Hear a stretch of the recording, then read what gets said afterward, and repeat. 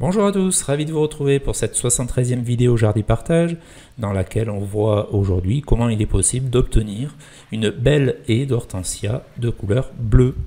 Alors au départ, il y a plus de 10 ans déjà, j'ai planté dans mon jardin deux variétés d'hortensia différentes. J'avais prévu une variété bleue qui, comme vous le voyez, est restée de cette couleur. Elle donne même maintenant des fleurs bleu vif que j'adore.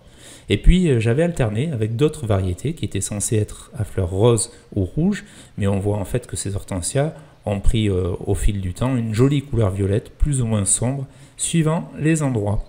Alors, il faut savoir en fait que chez les hortensias, la couleur des fleurs dépend en fait de votre sol et en particulier de son acidité. C'est surtout une histoire de pigments contenus dans les fleurs qui donne la couleur, mais qui est aussi très sensible au pH.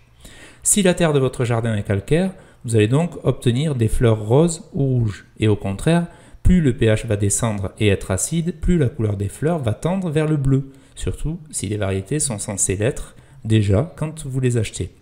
Bon, tout ça c'est déjà une bonne nouvelle, puisque ça veut tout simplement dire aussi que la plupart du temps, du moment que vous n'êtes pas dans une région où les sols sont vraiment trop calcaires, vous allez pouvoir tout à fait modifier leur couleur. Mais ça, c'est quelque chose évidemment qui se fait sur le long terme. Tout se passe donc du côté du sol, où il va falloir abaisser le pH. Et voici quelques astuces que j'utilise. Alors déjà, dès la plantation, il vous faut mélanger à la terre d'origine une grande quantité de terre de bruyère. Si vous ne l'avez pas fait au départ, dites-vous que ce n'est pas encore trop tard. Vous pouvez tout à fait encore étaler en surface une bonne couche de terre de bruyère chaque année au printemps. Et puis vous passez un petit coup de griffe pour la mélanger en surface à la terre qui est déjà en place. Ça, c'est déjà pour le fond.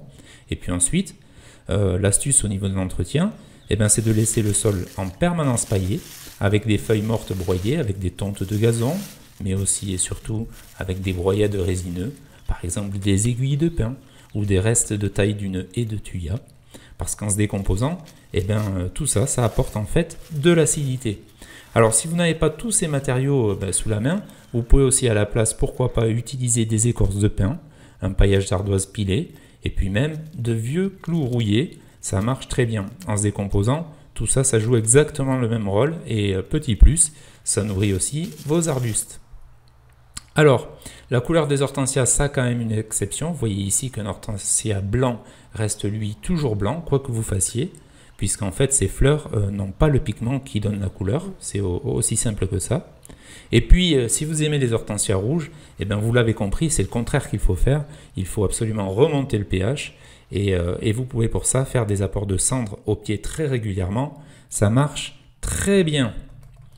Voilà pour aujourd'hui, si ces conseils de jardinage vous ont plu, n'hésitez pas à vous abonner, à poser vos questions dans les commentaires ou à diffuser autour de vous. En attendant, on se retrouve bientôt pour de nouvelles vidéos. Merci de votre fidélité, Adi Chats et bon jardinage!